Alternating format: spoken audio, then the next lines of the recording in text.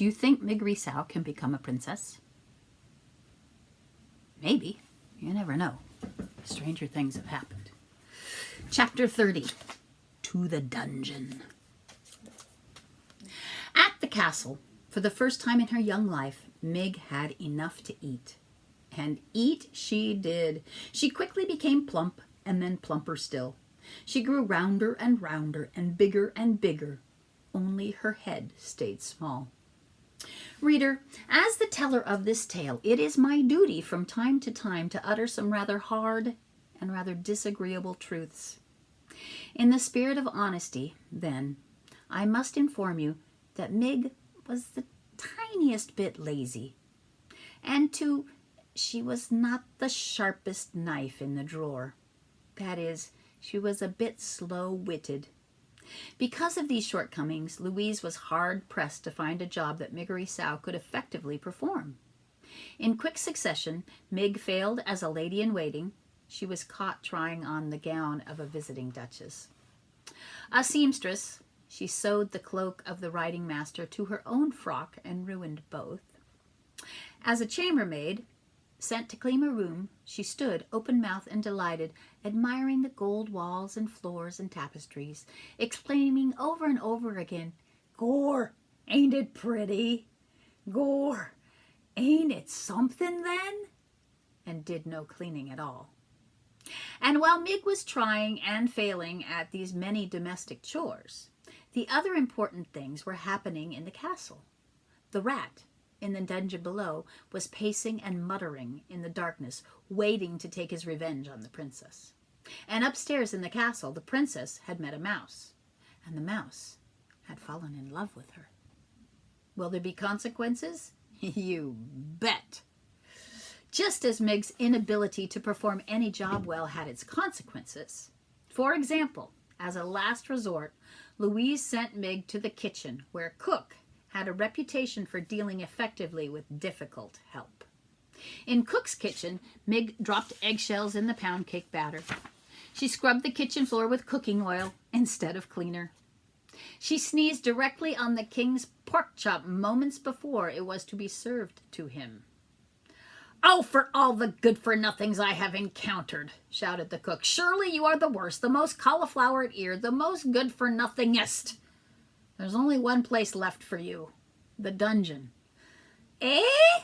said Mig, cupping a hand around her ear. "You are being sent to the dungeon. You are to take the jailer his noonday meal. This will be your duty from now on." Reader, you must know that the mice of the castle feared the dungeon. Must I tell you that the humans feared it too? Certainly it was never far from their thoughts. In the warm months, a foul odor rose out of its dark depths and permeated the whole castle. And in the still, cold nights of winter, terrible howls issued from the dark place, as if the castle itself were weeping and moaning. "It's only the wind," the people of the castle assured each other. "Nothing but the wind." Many a serving girl had been sent to the dungeon bearing the jailer's meal, only to return white-faced and weeping, hands trembling, teeth chattering, insisting that they would never go back. And worse, there were whispered stories of those servant girls who had been given the job of feeding the jailer, who had gone down the stairs into the dungeon, and who had never been seen or heard from again. Do you believe this will be Mig's fate? Gore, I hope not. What kind of story would this be without Mig? Here's a picture of the cook telling her.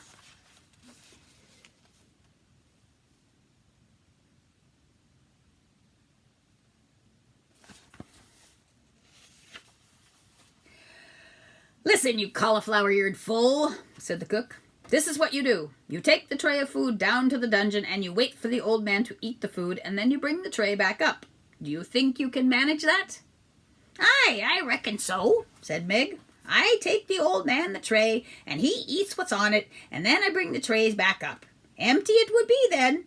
I bring the empty tray back up from the deep downs." "That's right," said the cook. "Seems simple, don't it? But I'm sure you'll find a way to bungle it." "Eh?" said Mig. "Nothing," said the cook. "Good luck to you. You'll be needing it." She watched as Mig descended the dungeon stairs. They were the very same stairs, reader, that the mouse Despereaux had been pushed down the day before. Unlike the mouse, however, Mig had a light. On the tray with the food there was a single flickering candle to show her the way. She turned on the stairs and looked back at cook and smiled. "That cauliflower-eared good-for-nothing fool," said the cook, shaking her head. "What's to become of someone who goes into the dungeon smiling, I ask you?" Reader, for the answer to Cook's question, you must read on. Chapter 31. Song in the Dark. The terrible foul odor of the dungeon did not bother Mig. Perhaps this is because, sometimes, when Uncle was giving her a good clout to the ear, he missed his mark and delivered a good clout to Mig's nose instead. This happened often enough that it interrupted the proper workings of Mig's olfactory senses. And so it was that the overwhelming stench of despair and hopelessness and evil was not at all discernible to her, and she went happily down the twisting, turning stairs. "Gore!" she shouted. "It's dark, ain't it?" "Yes, it is, Mig," she answered herself. "But if I was a princess, I would be so glittery light-like, there wouldn't be a place in the world that was dark to me." At this point, Miggery Sow broke into a little song that went something like this. "I ain't the Princess Pea, but someday I will be the pea-ha-hee. Someday I will be..." Mig, as you can imagine, wasn't much of a singer. More of a bellower, really. But in her little song there was, to the rightly tuned ear, a certain kind of music. And as Meg went singing down the stairs of the dungeon, there appeared from the shadows a rat, wrapped in a cloak of red, wearing a spoon on his head. "Yes, yes," whispered the rat. "A lovely song, just the song I have been waiting to hear." And Roscuro fell in quietly in step behind Miggery Sow. At the bottom of the stairs, Mig shouted out into the darkness, "Gore! It's me, Miggery Sows! Most calls me Mig, delivering your food. Come and get it, Mr. Deep Downs." There was no response. The dungeon was quiet, but it was not quiet in a good way. It was quiet in an ominous way. It was quiet in the way of small, frightening sounds. There was the snail-like slither of water oozing down the walls, and from around a darkened corner there came a low moan of someone in pain. And then, too, there was the noise of rats going about their business, their sharp nails hitting the stones of the dungeon, and their long tails dragging behind them through the blood and the muck. Reader, if you were standing in the dungeon, you could certainly hear all these disturbing and ominous sounds. If I were standing in the dungeon, I would hear them. If we were standing together in the dungeon, we would hear these sounds, and we would be very frightened, and we would cling to each other in fear. But what did Miggery Sow hear? That's right. Absolutely nothing. And so she was not afraid at all, not in the least. And she held up the tray higher, and the candle shed its weak light on the towering piles of spoons and bowls and kettles. "Gore," said Mig, "look at them things. I ain't never imagined there could be so many spoons in the whole world." "There is more to this world than anyone could imagine," said a booming voice from the darkness. "True, true," said Roscuro. "The old jailer speaks true." "Gore," said Mig. "Who said that?" And she turned in the direction of the jailer's voice.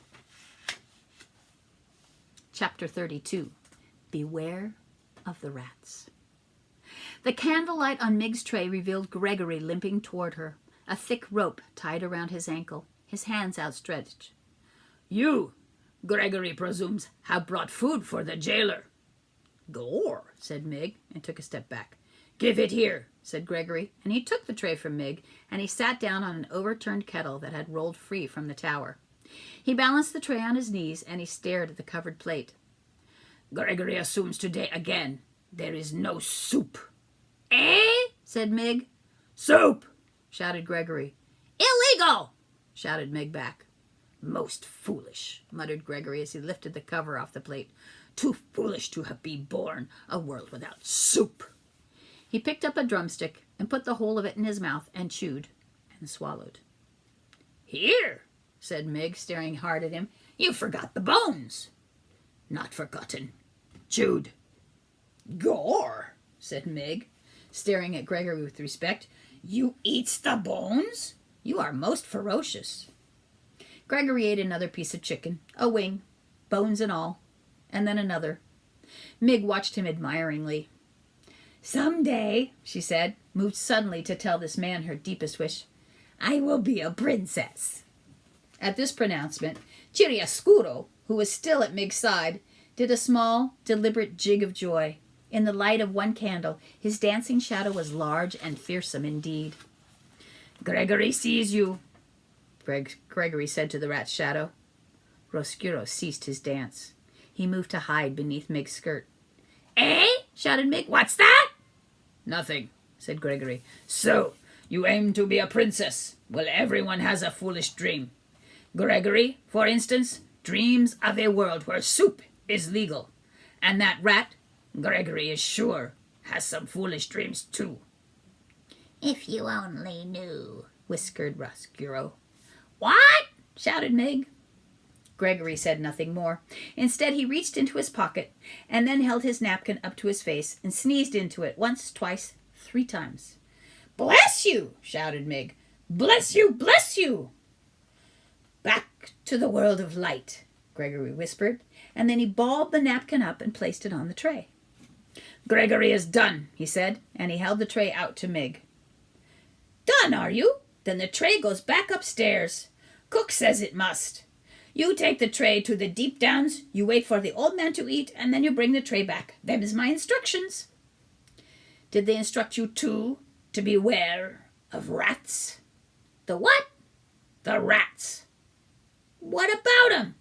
Beware of them, shouted Gregory. Right, said Mig. Beware of the rats. Roscuro, hidden beneath Mig's skirts, rubbed his front paws together. Warn her all you like, old man, he whispered. My hour has arrived. The time is now, and your rope must break. No nibbling this time, rather a serious chew that will break it in two. Yes, it is all coming clear. Revenge is at hand. And so ends our session for today. What will happen next?